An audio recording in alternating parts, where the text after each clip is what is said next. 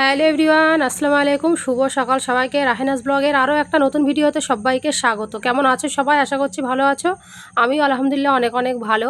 তো ভিডিও শুরুতে বলে দেবো, চ্যানেলে যারা নতুন অবশ্যই চ্যানেলটাকে সাবস্ক্রাইব করবে, আর ফেসবুক পেজ থেকে যারা দেখছো আমার ফেসবুক পেজটাকে ফলো করে দিয়ে সবাই।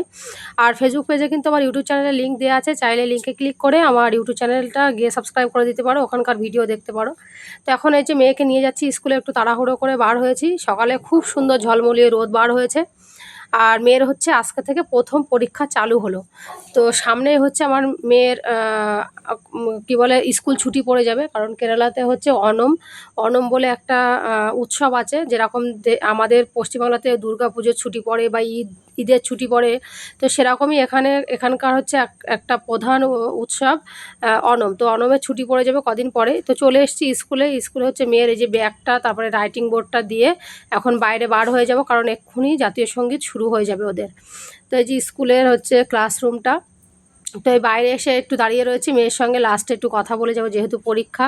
আর ওর পরীক্ষা হলে আমার না টেনশান বেড়ে যায়, কেন জানি না। আমার শুধু মনে হয় আমার মেয়ে কি ঠিকঠাক বুঝে লিখতে পারবে কি না। আর ও আরও একটা রোগ আছে কি, যেটা পারে সেটাও হচ্ছে না বুঝতে পেরে না না লিখেই চলে আসে। এতে করে নাম্বার কম পায় দু এক সময়। তাতে আমার একটু টেনশান হয়। তো যাই হোক, এখন এই যে মেয়েকে দিয়ে হাঁটতে হাঁটতে বাইরের দিকে যাচ্ছি, আর খুবই খুবই রোদ। এই কারণে মাথায় ছাতাটা দিয়ে নিয়েছি। আর আমি এই সময়টা ভিডিও করছিলাম, কিছুই দেখতে পাচ্ছিলাম না, এত রোদ্দুরে স্ক্রিনে, মানে ফোনের স্ক্রিনে কিছু দেখতে পাচ্ছিলাম না।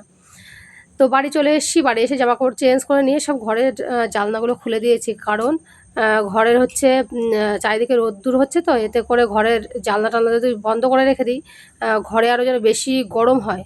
তো কিছু করার নেই, যাওয়ার সময় তো জানলা দরজা সব বন্ধ করে আবার সকালে দিয়ে চলে যাই মেয়েকে দিতে। নইলে বিড়াল আছে একটা, খুবই জ্বালাতন করে। ঘরে যেটা খেতে পারে সেটা খায়, আর যেটা খেতে পারে না সেটা শুধু নষ্ট করে। এরকম প্রচুর জিনিসপত্র নষ্ট করা। আর ওই যে হচ্ছে নিচে দুজন যাচ্ছে, ওখান থেকে আমার মেয়ের টিউশনের টিচার যাচ্ছে নিচে, ওরা কোথায় যাচ্ছে জানি না। তো সকালে হচ্ছে মেয়ের জন্য ম্যাগি করে দিয়েছিলাম, তো এখন আমিও নিজের জন্য ম্যাগি করে সেটাই আবার গরম করে নিয়েছি, খাবো। তো এখানে পেঁয়াজ, শসা আর চানাচুর সস টস দিয়ে সুন্দর করে সাজিয়ে নিয়েছি। এই দেখতে পাচ্ছ আমার জামাকাপড়ও কাচা হয়ে গেছে, সকাল সকাল জামাকাপড় কেচে দিয়ে সকাল সকাল রান্নাবান্নাও সেরে ফেলবো। আর চারিদিকে সব এত হাওয়া হচ্ছে, ক্লিপ দিয়ে রেখেছি, আর কিছুটা হচ্ছে জামাগুলো সব বোতাম লাগিয়ে রেখে দিয়েছি। প্রতিদিনই ক্লিপ দিয়ে রাখি। আর এদিকে আমার ঘরটা ঝাড় দিয়ে নেবো এখন। ঘরটা সকালবেলা ঝাড় দেওয়া হয়নি আজকে, তো ভাবছি এখন ঝাড় টাড় দিয়ে নেব। আর ভাতেও রান্নাবান্না করতে হবে, কী কী রান্নাবান্না করবো সেটা তোমাদের সাথে শেয়ার করব। তো তোমার হচ্ছে আগে চলো ঘরটা ঝাড় দিয়ে নিই, আর বাইরে এত বাতাস হচ্ছে না, ঘর ঝাড় দিচ্ছি আর উল্টো দিক থেকে আবার যেন চলে আসছে। তো এই সময়টাই মাঝে মধ্যে দু এক সময় আছে না, দমকা দমকা হাওয়া আসে। তো দমকা হাওয়া আসছে, আবার কখনো বা আস্তে আস্তে হাওয়া হচ্ছে। তো চলো আগে ঘরটা ঝাড় দিয়ে নিই, পরে আবার দেখা করছি বা কথা বলছি। তো একা একা এই ঝাড়টা দিয়ে নিয়ে পরে হচ্ছে ঘরও মুছে নেব। ঘরটা ঝাড় দেওয়ার আগে, এই মুছার আগে আমি একবার ঝাড় দিয়ে নিই, আর মুছা হয়ে গেলে আর একবার ঝাড় দিই। তো এই যে আমার ব্যাগটাগুলো রয়েছে, ব্যাগ এইভাবেই রেখে দিই, কারণ এখানে তো আর আলমারি নেই, কী করবো। তো রান্না করবো কী বলো তো, চাল কুমড়ো রান্না করব। আর ভাত হয়ে গেছে, ভাত নামিয়ে ফেলেছি। চাল কুমড়োটা এই যে তেলের উপরে এমনি চাল কুমড়ো ছোটো ছোটো করে কেটে এগুলো দিচ্ছি, এখন নুন দিয়ে একটু ঢাকা দিয়ে রাখবো, কারণ চাল কুমড়োটা হালকা একটু পাকা টাইপের। এবার চাল কুমড়ো নিয়ে এসছি একটু পাকা পাকা মতো। তো কচি চাল কুমড়ো বেশিরভাগ নিয়ে আসে, কিন্তু সবসময় তো বাজারে একরকম জিনিস পাই না, বলো? সবসময় কি বাজারের জিনিস একরকম পাওয়া যাবে? তো মানে যদি কচি থাকে আমি মাছ দিয়ে ঝোল করে ফেলি, আর যদি কচি না থাকে সেটা আবার চচ্চড়ি করে ফেলি একটু পাকা হলে। আর এখানে মাছ ভেজে নিয়েছি, আর অনেকগুলো শুকনো ঝাল কী করব ভেজে নিয়েছি সেটাই পরে বলবো তোমাদের সাথে। আর বেগুন ভাজবো, 3টে বেগুন ছিল, ভাবলাম যে ভেজে ফেলি নুন হলুদ দিয়ে, আর একটু ঝালের গুঁড়ো একটু চিনি দিয়ে আমি হচ্ছে মাখিয়ে রেখেছি এর আগে, দেখলে। আর চাল কুমড়োটা নুন দেওয়াতে খুব সুন্দর পানি ছেড়ে দিয়েছেন। এখন আমি এখানে জিরে বাটা, ঝাল বাটা, আর হচ্ছে একটু রসুন বেটে দিয়েছি, আর সর্ষে বাটা দিয়েছি। সর্ষে বাটা দিয়ে চাল কুমড়ো চচ্চড়ি করলে কিন্তু ভালো লাগে খেতে।